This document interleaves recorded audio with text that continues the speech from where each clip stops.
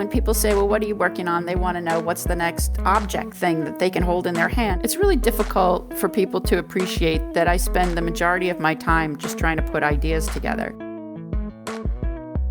Hi, everyone. I'm Amy Devers, and this is Clever. Today, I'm talking to product design visionary and pioneer of smart textiles, Rebeccah Pailes-Friedman. As founder and principal of Interwoven Design Group, she combines her expertise in wearable technology, functional apparel, and soft goods with a passion for design, and her clients range from startups to NASA. Her latest work includes the Apex exosuit by Hero Wear, the redesign of the Miami Dolphins cheer squad uniforms, and BioWear, a kinetic accessory that communicates the wearer's emotions. She's racked up over 25 years of experience designing products for athletes and has held positions as design director for Nike, Champion, and Fila. And get this, she is a co-founder of Search, Space Exploration Architecture, whose mission is to produce innovative, human-centered designs which enable human beings to not only live, but thrive in space environments beyond Earth. And Search are recent first-place winners of the NASA 3D printed habitat competition. Also a lifelong educator, she burns fiercely and brightly like the superstar she is. Here's Rebeccah.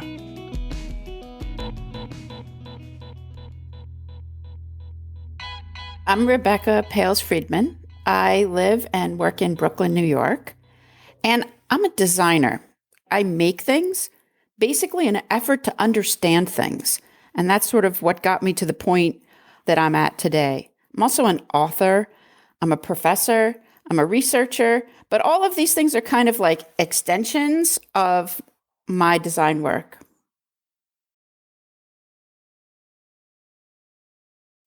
I love it. And your design work is really fascinating, which we are going to get deep into that. But before we get there, I always like to go all the way back to the beginning, because I think it gives me a sense of like how the designer in you got formed if you tell me about your formative years. So that means your childhood, your family, what kinds of things fascinated your young mind?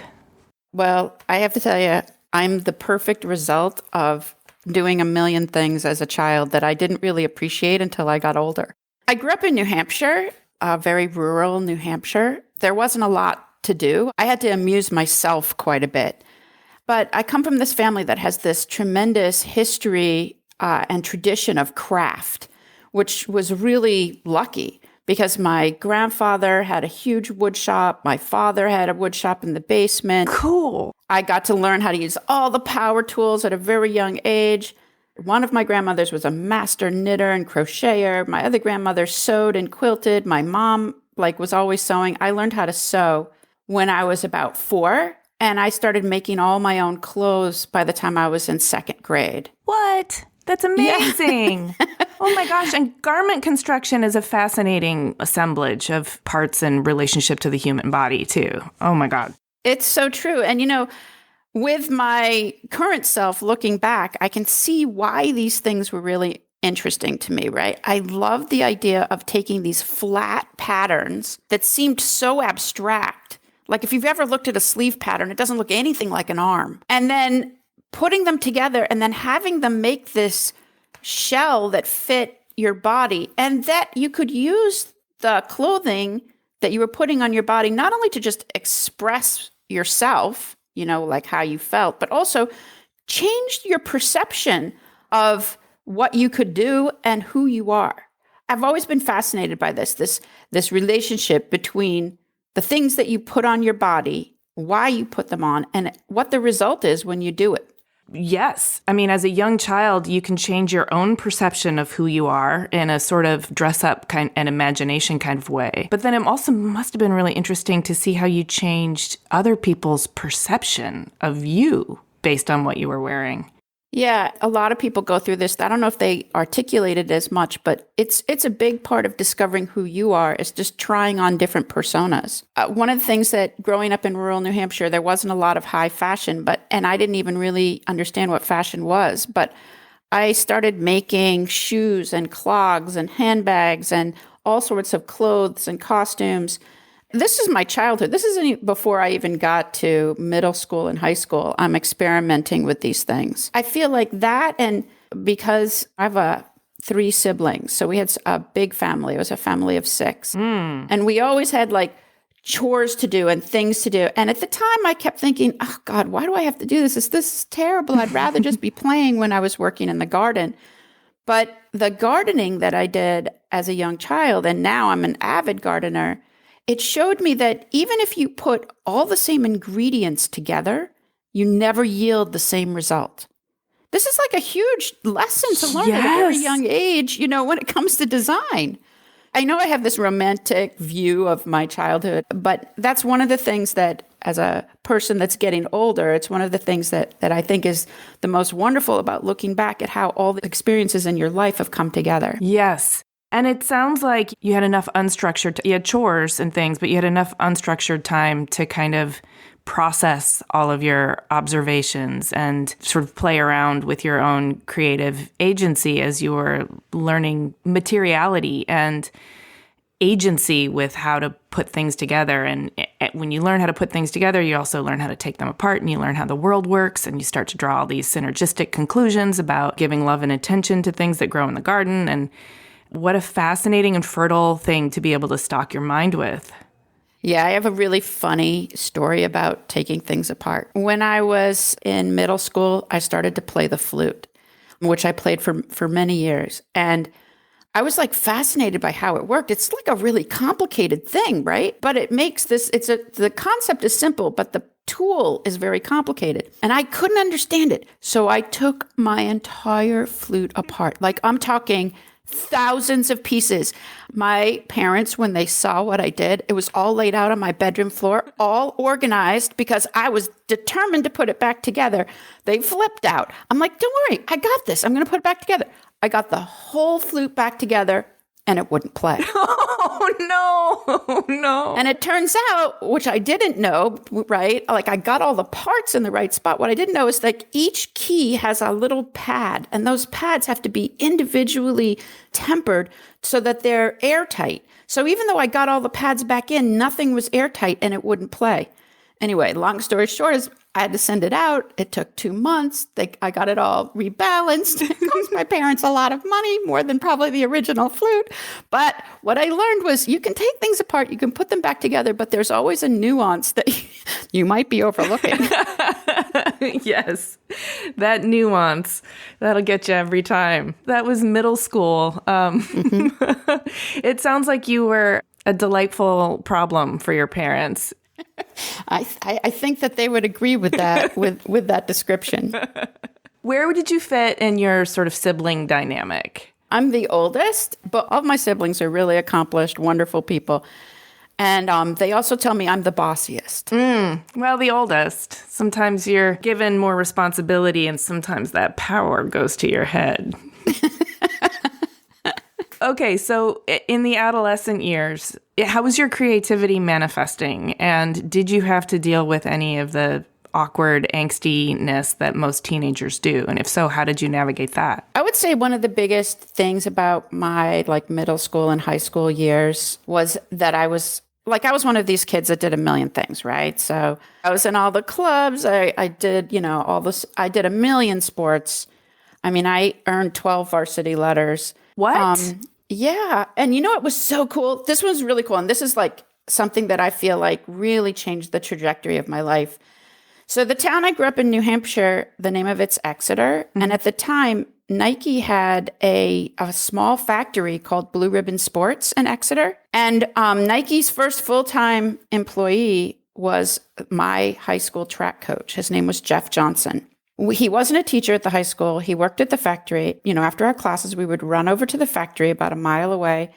We would meet Jeff and we would do our workouts. And we were a very accomplished track team. And there were so many life lessons I learned from being an athlete. But one of them was that your clothes were also like tools to help you be successful. When we ran to the factory, we didn't know that we were the guinea pigs of Jeff's R&D. We just thought this was way cool. He would make us new shoes for almost every major track meet. We would keep these running logs of our shoes of like how many miles we had done on each shoe. We would turn them back in. They would run tests on them. I mean, we were part of the R&D process for the development of some of Nike's like early running shoes. That's so cool. Yeah, isn't that cool? Yeah. I mean, I remember, like, I graduated from high school in the late 70s. So this was a long time ago, right? This is ancient history for most people listening. But there was no such thing as cross-training then. Mm-hmm. It wasn't even a term. Jeff wanted us to lift weights so that we could, his theory was if we gained upper body strength, we'd be stronger runners. And he couldn't find weights that were light enough for us. So he built them with cement and coffee cans and broomsticks. And that's how we did our weight training. It's crazy when you think about it, but that's where the idea came from. The way that it impressed me was that I'm thinking, oh, let's give this a try. Oh, cool, this really works. Another huge lesson for me was the power of feeling like you had superpowers. Ooh. I know, right? Like, think about it. You're in high school. You're in those angsty years like you were talking about. Your track coach, like, just gives everybody on the team a brand new uniform, brand new shoes, a matching bag, a matching tracksuit. And we go to a major regional track event. And when we get off the bus, everyone stops and watches us debus, like all the other teams. They all look a little bit more ragtag because, you know, their coach doesn't work at Nike. Yeah. And their faces just like, look at us like, oh shit, they're going to win. They're going to win this event. And it was almost like a self-fulfilling prophecy. Like they believed we were going to win. We believed we were going to win. The only difference between us and them was our coach and how we felt inside. Like it was like the power of your mind to be successful. Yes. And the power of connecting presentation with your own self-perception. Exactly. Oh, and perception to the other people too. I mean, and when you have that sort of collective perception, then your belief internally skyrockets. Those were my childhood and adolescent experiences. Wow. That's intense. Did you stay in touch with Jeff Johnson? No, I haven't been in touch with him in a long time. But it is funny to read some of the books written about Nike in that period and realize that I was part of that history. You know, it was always a dream of mine to end up working for Nike. And at my very last job as a corporate active sportswear designer was at Nike. So it was great. It was like so many things in my life came full circle. Like when I was in second grade, all I wanted to do was be an astronaut. Now I'm so lucky because I get to design things for space and I'm working.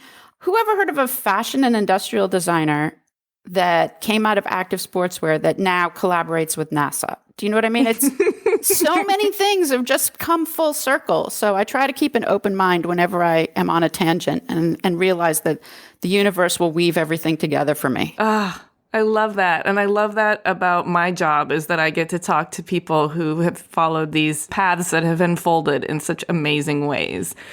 So back to you being a kid who likes to do everything and has had a taste of feeling like a superhero.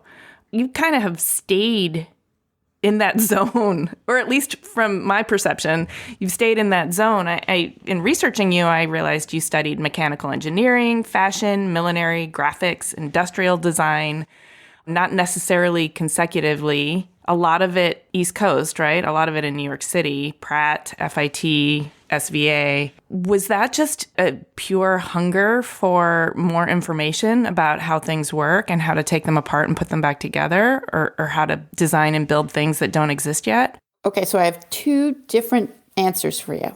The first is, why do I have so many design degrees?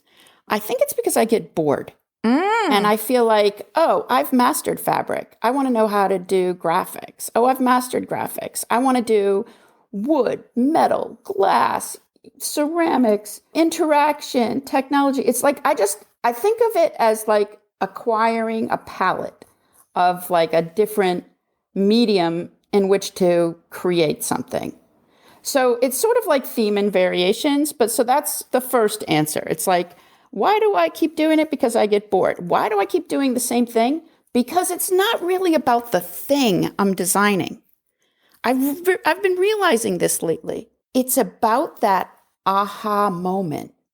when all these separate ideas come together and you're just like, whoa, I just figured it out. I don't know. I know it sounds really naive, right? No. But it's like there's something about that when things come together and you don't know when it's going to happen, but when it does, it gives you chills.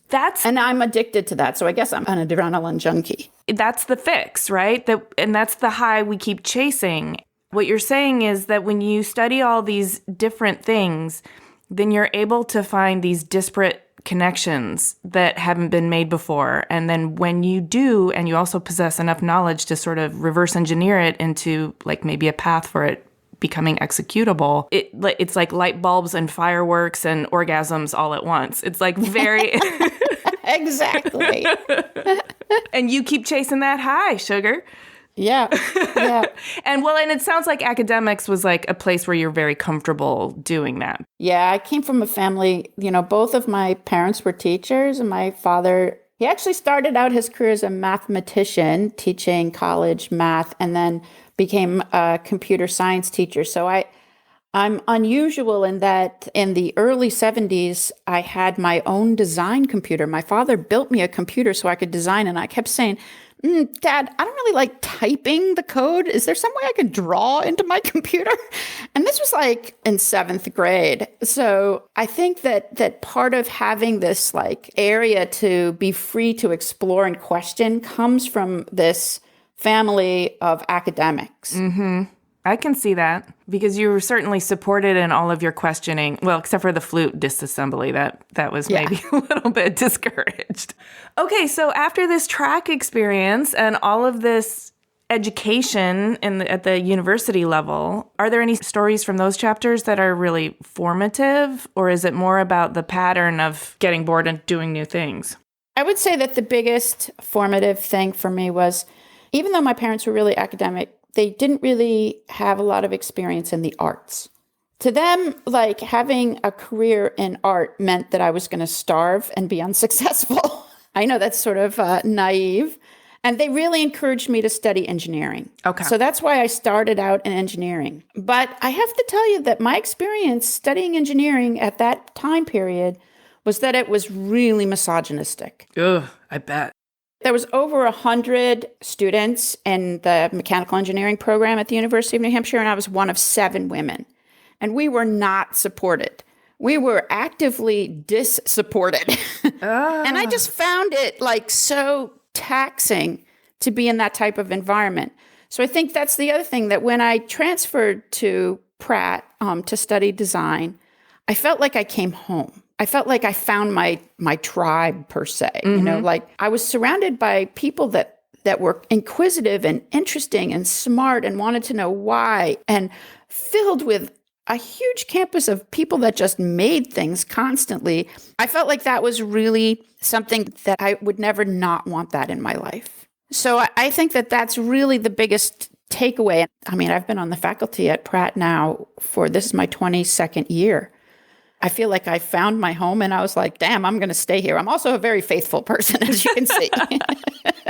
Well, I relate to that because I felt like I found my home when I went to grad school at RISD, and I just recently returned here to be on the faculty, and I feel like I'm home again. And there is something really powerful about finding your tribe. I also spent several years in a misogynistic environment, and I think I was really busy proving how tough I could be, but I wasn't taking account of how taxing it was just to have to prove myself over and over and over and over again. Yeah, and then the funny thing is, of course, I end up in the one area of design that is probably the most misogynistic, industrial design. Like in fashion, it's definitely a glass ceiling situation where 90% of the people in the fashion industry are women, but the other 10% are the men, and they're on the top.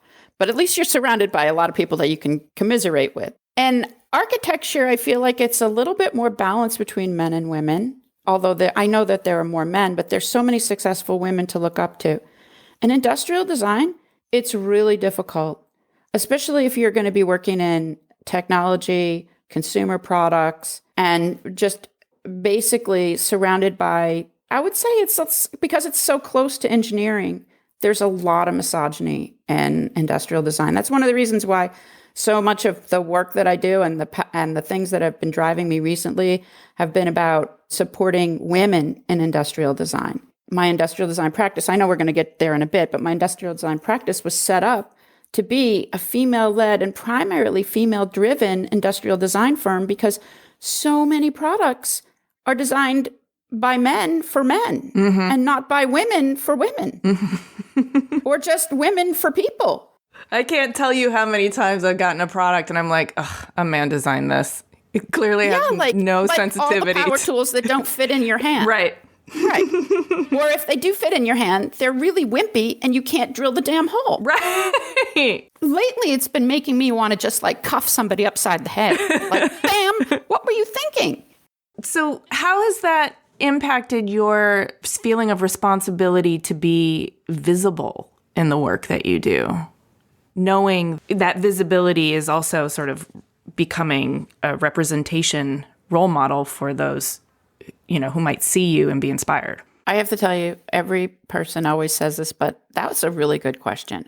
This is something that I think I've been thinking about like subconsciously and have had many thoughts about it recently.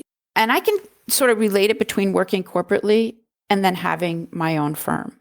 When I worked corporately, I was a very successful corporate designer, design director at Fila, at Champion, at Nike, running like businesses, $500 million businesses, traveling around the world, staffs of 40 people type of thing, like super high powered. But no one ever knew that it was me that was designing their stuff.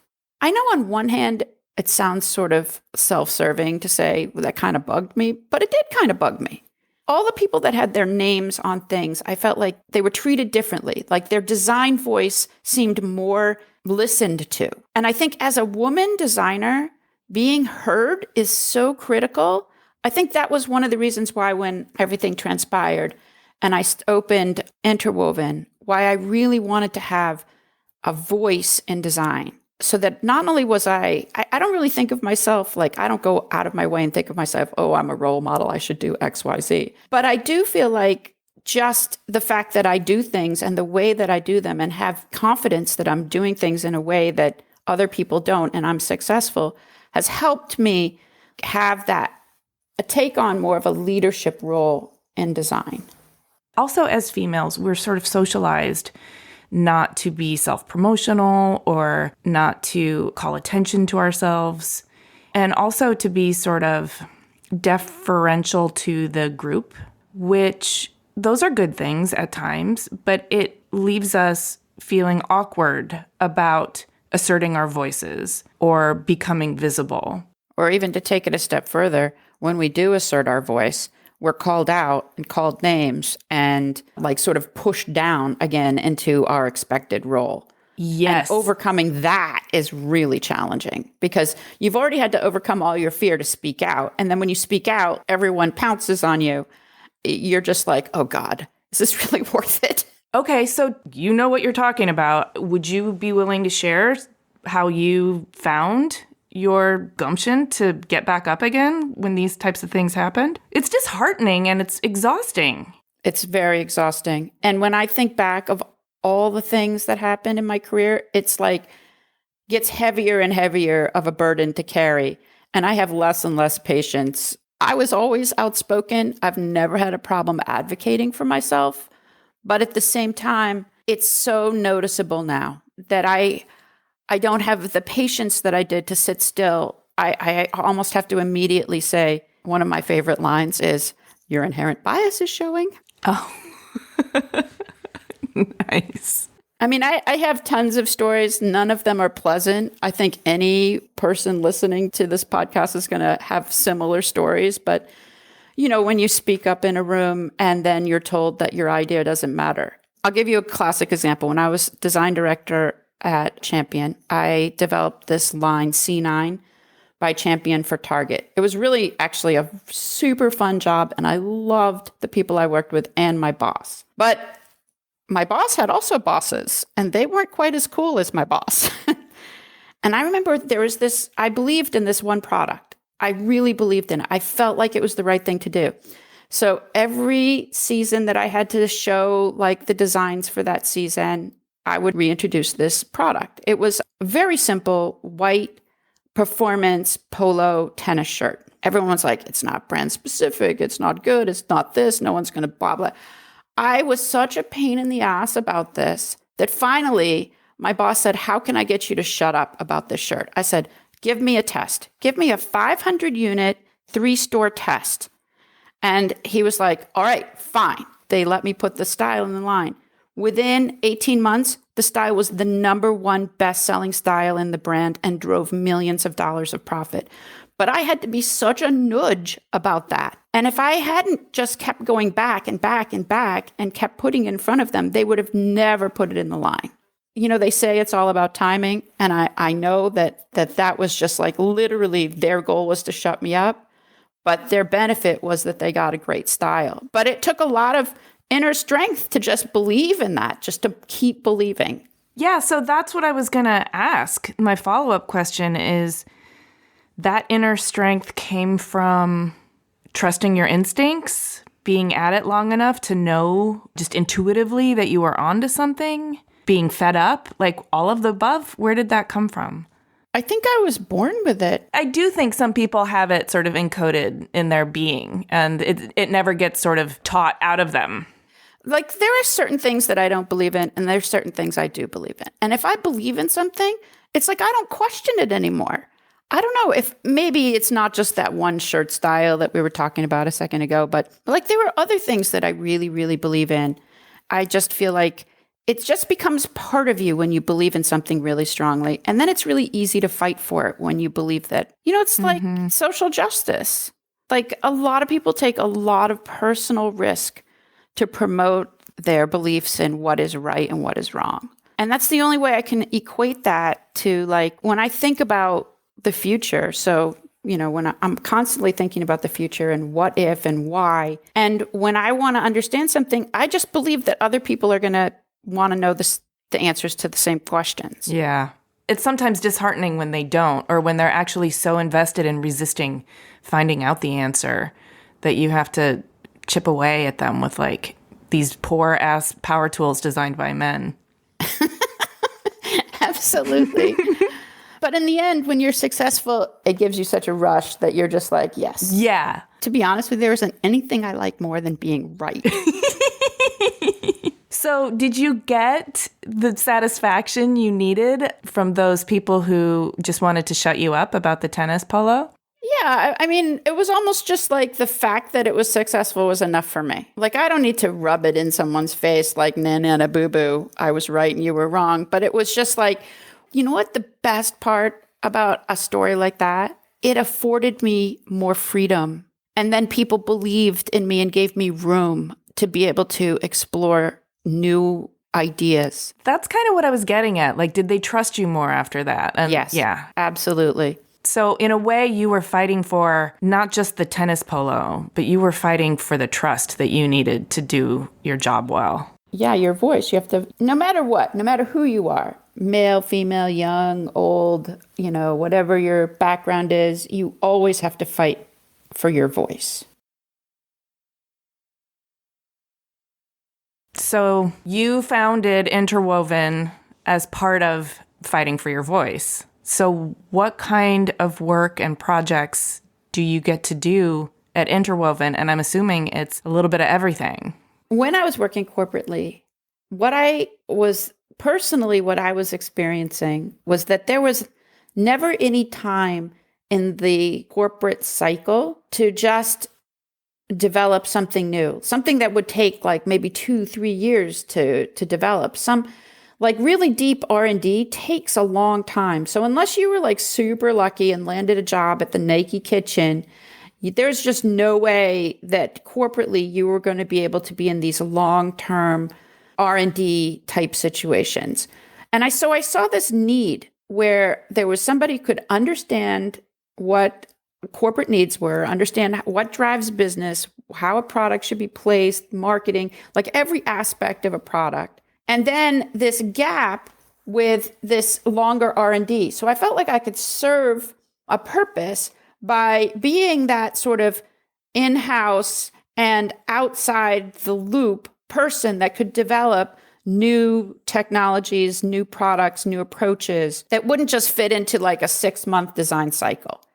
We don't do just sensory technology. We do some sensory technology things. Everything that we do at Interwoven has to do with the way your body interacts with either a product or a space. Basically, it all comes back to having like this empathy to understand who your user is, understand what they're going through, and then working to figure out how can you do it better? How can you improve their life, their situation, their, whatever it is. I told you already, I get bored really quickly. The other thing about working for myself, having my own design firm, is that I never have to do the same project twice. Even if I have clients that come back to me again and again and again, it's always the next thing, the next iteration, something new, something that hasn't been done, some other problem that came up, some other challenge. I've done a huge, diverse range of things. Recently, I redesigned the Miami Dolphins cheerleaders' uniforms. And that was a really interesting project because I felt like the cheerleaders weren't really seen as athletes. They are some of the most accomplished female athletes out there. The things that they can do, the average person cannot do. They're amazing. But they were treated more like eye candy than the amazing athletes that they were. So I kept posing the question, like, what can we do to like help them perform at the highest level and to be seen as athletes? That's just one example. There's a lot of examples that I do of the work that I do where I really think about empowering the person that is interacting with whatever product we're designing. So can I ask you a little bit more about the cheerleading wear? What kinds of specific changes needed to be made from showcasing their sexuality to showcasing their athleticism? I just thought about when you go to work out, what do you wear? Like you open your drawer, you got a bunch of bras, you got a bunch of tights, you got some other stuff, and you get to pick whatever you want to wear that day. Mm-hmm. And that's sort of empowering. So I developed a closet of items, like a bunch of different types of bra tops, crop tops, some skirts, some shorts, some tights, a jacket. And then I was like, okay, all of these things coordinate together. They all look great together. You guys just wake up, whatever, on Tuesday morning and you figure out what you want to wear at next Sunday's game. And they don't have to wear the same thing all the time. This is super empowering. It's incredibly empowering. It also allows each individual to take their own needs and comfort into consideration. Yeah, and then on a technical side, this was a challenge because, if you're watching a football game and you watch the cheerleaders, they never look like they're sweating. You're always like, how do they do that? Trust me. They sweat. So I had to find fabric that when the colored fabric got wet, it didn't change color. So on TV, it would never look like their garments were getting wet. You know what I mean? Like, a navy blue t-shirt gets wet and then where it's wet, it's darker blue. I had to find fabric that didn't do that. It was both a technical challenge as well as a materials challenge. How do you gauge impact or success? The nice mentions that I got. Everybody was like, love the uniforms. They look great. But that's not the only product that I do where I think of the female user as well.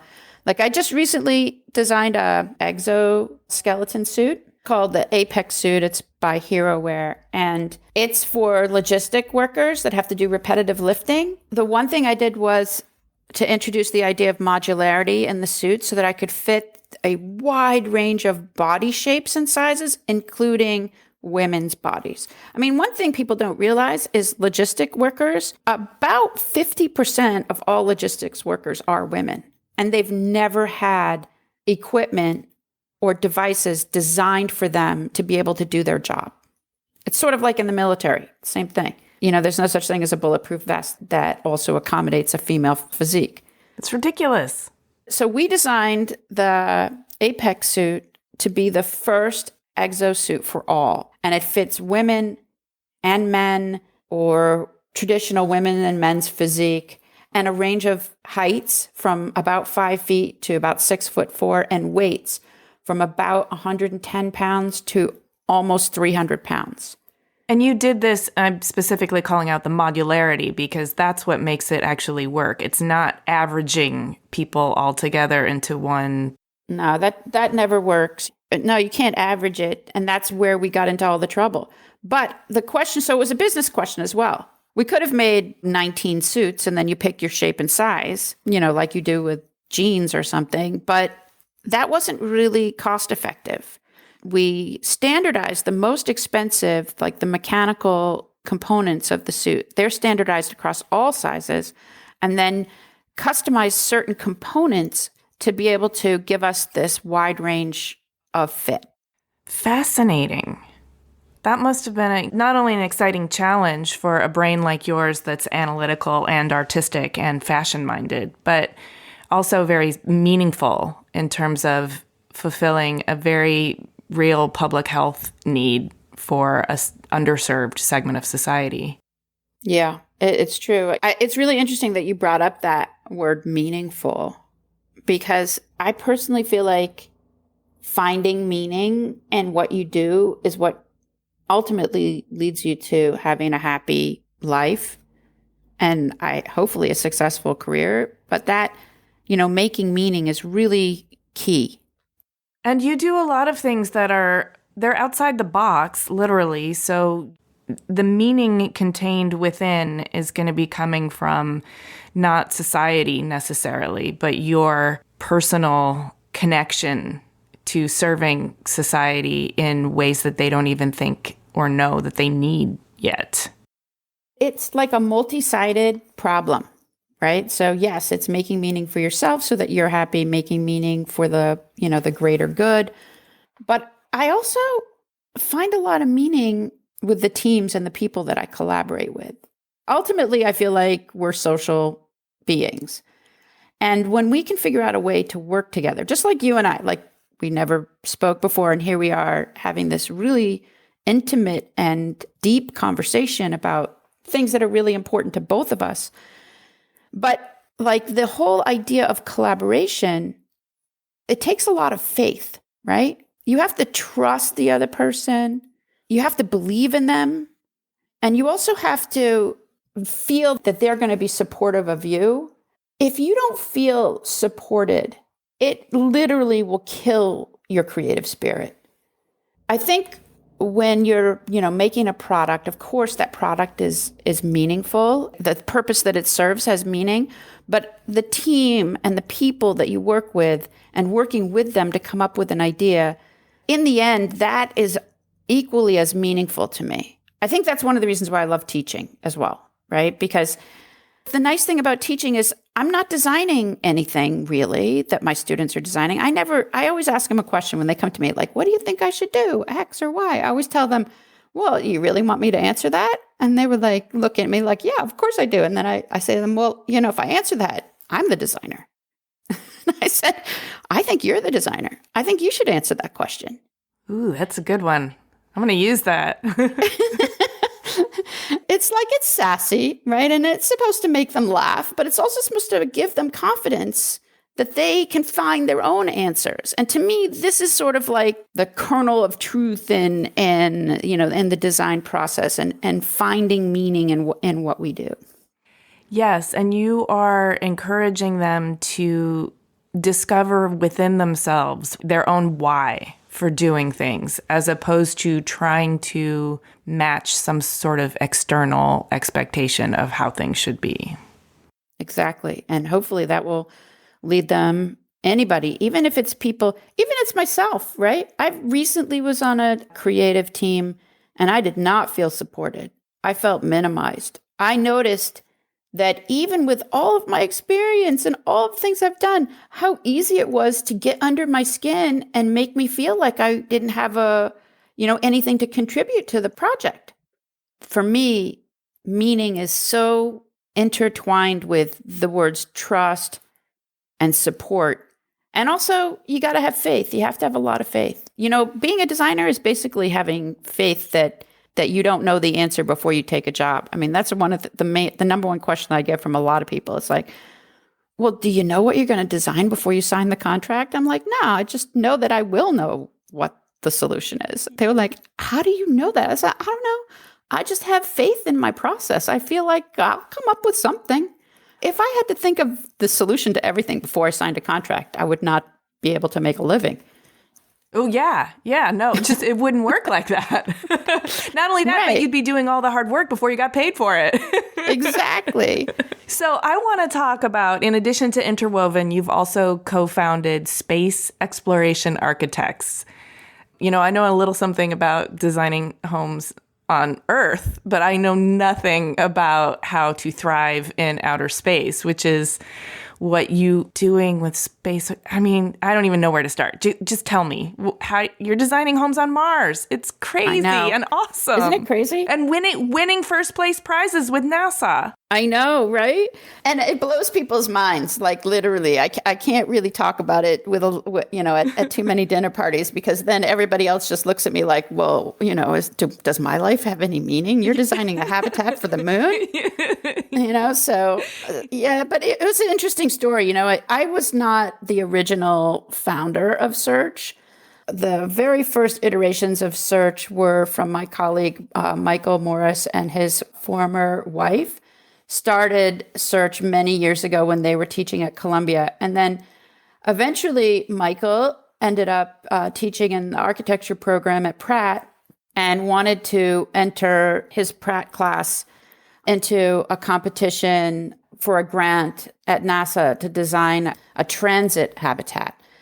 But he needed another person. He needed somebody else to collaborate with him. It had to be cross-disciplinary. And I was already doing research work with my classes in wearable technology for NASA Johnson Space Center in the industrial design department. So the dean of the School of Design, sort of match made us. They put us together. We taught for 3 years together. And from that work, I joined the Search family. And it's primarily women owned. Michael is founding members. There's a total of 5 partners. All of us, other than Michael, are women. We all come from various backgrounds. I'm the industrial design lead. And it's really interesting in that it's very highly technical.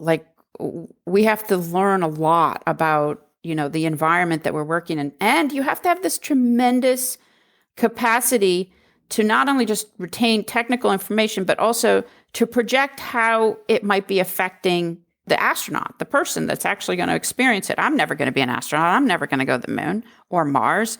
But I can use my design spidey sense to sort of figure out what are some of the problems that they're going to anticipate. So there's many really brilliant people at NASA who could design a technically appropriate and perfectly executed habitat for either the surface of the moon, the surface of Mars, for transit, for any of that.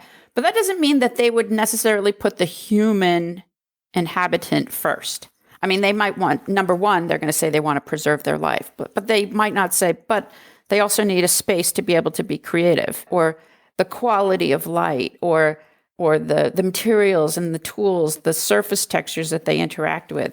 All of these problems we approach purely as if we were designing anything on Earth, and then just under these extreme conditions, and also the restrictions of payload, how much materials we can bring up using indigenous materials that are, they call them in situ materials, so the in situ resources. But basically moon dirt. Moon dirt and Mars rocks. How do you... So do you have some chemistry understanding of how they're composed and how you might... Luckily, I don't have to be on that side of it, but we have been able to partner with some amazing companies. Most recently, we partnered with Icon, a technology company in Austin, Texas. They were the first company to ever 3D print with cementitious materials, basically cement, 3D print cement housing. They have an entire R&D arm that's looking to develop a printer that will be able to be autonomously controlled, robotically controlled from Earth, that they can send to the moon. and they're actively working with NASA to develop this technology. They're such an amazing company. And what they realized was they could get to their end result faster if they hired architecture and design firms to design the thing that they would be printing. Once they knew what they were printing, that would help them develop their technology faster. So they engaged us, Search, and they also engaged Bjarke Ingels group. We didn't collaborate, but we worked in simultaneously to develop infrastructure and habitats for the lunar surface in an attempt to be able to make that jump to the technology that's needed to actually execute this. Wow. That's really holistic thinking there, which I appreciate. And also, I am so jealous that you've built a life for yourself where you get a window into all of these fascinating industries. Not only that, but you have a voice and, creative agency within them. This is so exciting. I love the work that we do at Search. I think it's really interesting. I would say that one of the things that I do really well is that I can take these super sort of complex ideas and sort of boil them down and then communicate them in a very simple way. That's what I feel like is the number one thing that I do with the work that I do at Search, is understand the complexity and then boil things down to ask the question, but what's the most important thing? What is the goal of this? Why are we doing this? You'd be surprised when you ask these really simple, straightforward questions, like how often you can stump really smart people. Mm-hmm. No, that distillation process is something that I think a lot of times, without a very strong distiller like yourself, people can get off into the weeds and details and lose track of the direction that the distillation helps anchor. Because, it's sort of undervalued, right? So it's really easy when people say, well, what are you working on? They want to know what's the next object thing that they can hold in their hand or see with their eyes or experience, that I'm making. And if I tell them, well, I've just been really working at putting these ideas together, it's not tangible. It's really difficult for people to appreciate that I spend the majority of my time just trying to put ideas together. But, that said, when it actually comes to something that gets finished and is out there in the world and introduced, then they can say, now I saw. There was a child's book. It was from my childhood. Everybody has their favorite book from when they're little. Mine was this book called Frederick. I don't even know if it's still in print. But it was this mouse. He didn't really want to collect the nuts for the cold weather. And all the other mice were like, Frederick, what are you doing? And he would just sit on a rock, right? And then he wasn't getting his nuts. Then he didn't pick the grain. He didn't do this and he didn't do that. And everyone was angry at him the whole time because he was just sitting on this rock, whatever he was doing.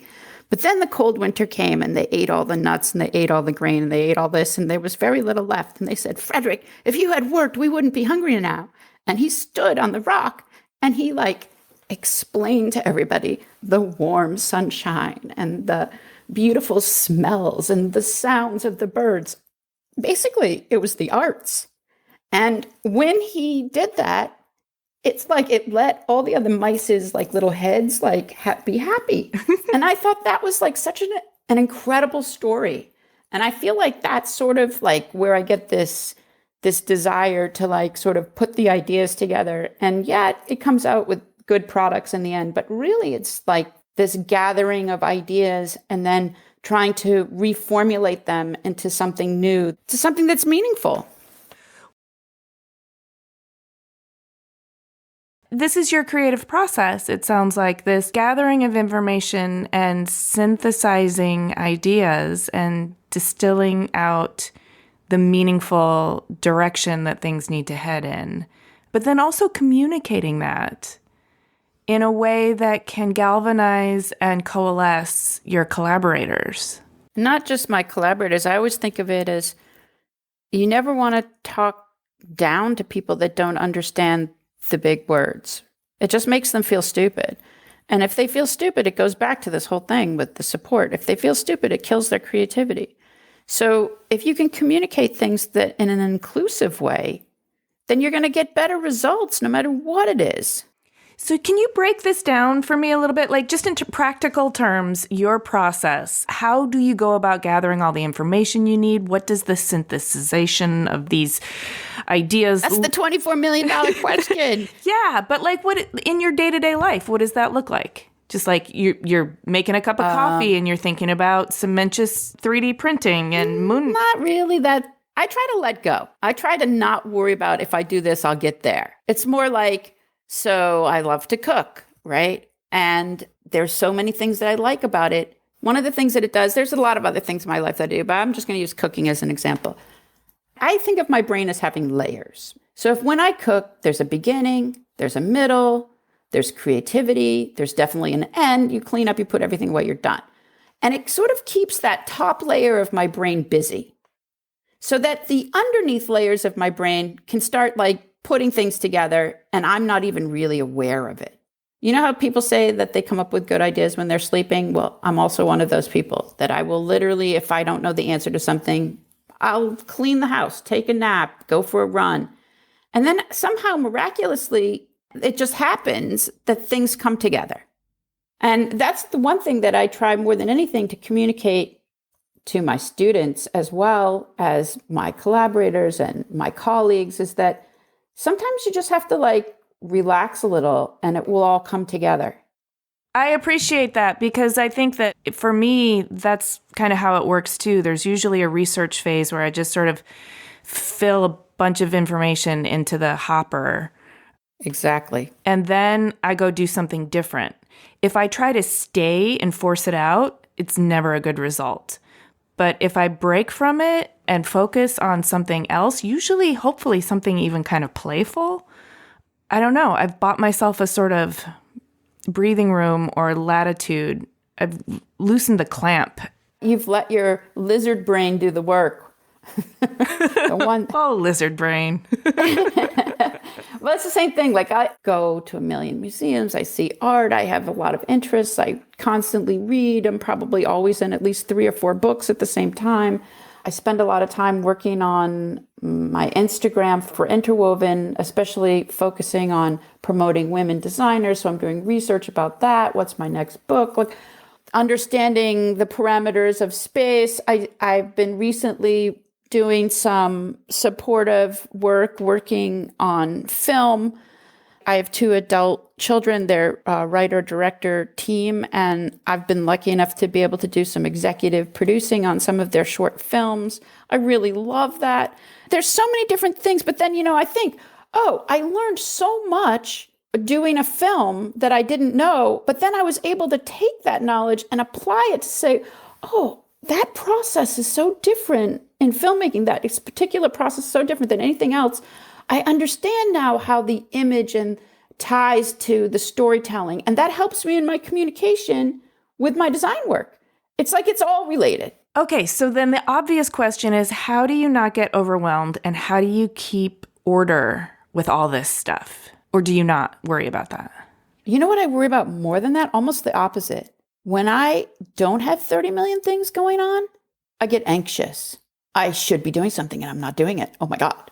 To be honest with you, that's the part where I say that I was born like this. It's just the way that I'm wired that I actually am calmer when I have a lot of things going on. I do get to a tipping point, and then my husband's like, you need to take a deep breath. Oh, it sounds like he's supportive. Yeah, he's wonderful. He's also creative. He's a painter. That's good. You can support each other then. Yeah. Personally speaking, you've got 2 adult children. Sounds like you've got a great husband. You like to cook.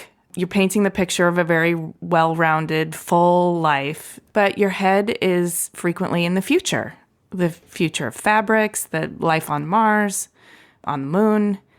So when you are so focused on imagining the future, does that take a toll on how you feel in the present? Actually, I feel like the present is what inspires my look to the future. Ooh, okay. I'm listening. I think of it sort of like the future is somewhere where I can let go of expectations and just like run with an idea. Since it's in the future, there's no right or wrong. There's just like well, let's question it. Let's try it, whatever. It's like, we don't have anything to lose because it doesn't really exist yet. It's in the future, right? But then at the same time, ultimately, that future, it comes back to the present, hopefully affecting real change. Whoa, you're reverse engineering the present from the future. I hadn't thought of it that way, but you're very right. It's because, if somebody came to you with a problem, they were like, well, we need you to sell 50 million widgets and it's got to be XYZ and cost 3 cents and you got to do it by tomorrow. That's not fun. That sounds horrible. That sounds like work, right? But if someone says to you, hey, in the future, what if? Then that sounds like a fun problem to solve. Yeah. So like with that, I did an experimental piece called BioWare. So the whole premise behind BioWare is, well, what if your clothing could communicate your real emotions, rather than what you want? So a part of it was in a reaction to this crazy selfie epidemic, I would say, and the whole Insta famous thing where nobody's really real. It's like the persona you want the world to see. Mm-hmm. And it just seemed so inauthentic to me that I said, well, what if your clothes were the most authentic thing about you, that they actually knew what you were feeling and could show it on their surface so that the person you were interacting with in person saw your authentic self. So I think that was the present, inspired sort of a look to the future where I asked this open-ended question, and then I created something that would help me communicate that idea with a physical object so other people could question their relationship between their authentic selves and the selves that they put forward. I mean, even on a deeper psychological level, there are many times we're deceiving ourselves. We think we feel a certain way or are not recognizing what we're triggered by, even though our goal might not be to project an image necessarily. We still don't quite understand why or how we're responding to certain inputs and stimuli. That would be fascinating. And what was the result of BioWare? Does it telegraph your raw human emotions? It was a commission, a museum commission. So it's really more like a piece of art than a product. But it did pose the question, which I think is an interesting question. One, like how much of your authentic self? I mean, basically, it all comes down to we all want to fit in. We want to find the people that understand us. We want to feel accepted. To be honest with you, I'm probably the only person that ever graduated with all these degrees and had never taken psychology in my life. It's kind of funny because so much of what I do is about psychology. Yeah, I see it. Wow. Well, you have led such a fascinating life. Where do you see it going from here? Like, how far into the future can you see yourself and then reverse engineer your present? Well, I'm not really sure. I'll tell you, this year's been such a tough year that it really made me think about like the big picture. So I'm currently working on a plan, like a 5, 10, and 15-year plan. I'm really good on goal setting. I love setting goals. I took a walk. I went out to Montauk, beautiful on the tip of Long Island, right at the new year. And I found a giant starfish that had washed up. Mm-hmm. And I saved it and I dried it. And it's now the inspiration for me to think about the future as having like these 5 different arms. And each arm can be a different thing. And one arm doesn't necessarily negate the other arm. I don't feel like your future has to be like an arrow or a ladder or a singular path. It could be like a starfish. Mm-hmm. So I'm thinking about all the different things that I want to achieve in the future. And how does that fit into my new starfish plan? It's not done. When it's done, I'll let you know and I'll be happy to share it with you. But I think that's a beautiful framework for all of us to think, is that we don't necessarily expand in one direction. We kind of can expand in all of these directions simultaneously, and they can work to support the growth of each of the arms of the starfish as a whole organism. And the other thing that, the whole idea that if a starfish loses his leg, it grows back. And I was just thinking, oh, that's such a great idea for goal setting. So let's say one path closes itself off to you and you haven't achieved it. It's not like you don't know what to do next because your goals were a ladder. It's like you've got 4 other directions that you can go in while the 5th leg grows back. Oh my God. Yes. You've given me so much food for thought. And, I have one final question, which is sort of fluffy, but it's very real. You kind of alluded to it earlier, which is you blow people's minds at dinner parties when you talk about designing habitats on Mars. And yet you fought so hard to have a voice. So, do you ever worry about, how to not upstage people, but, not play small at the same time?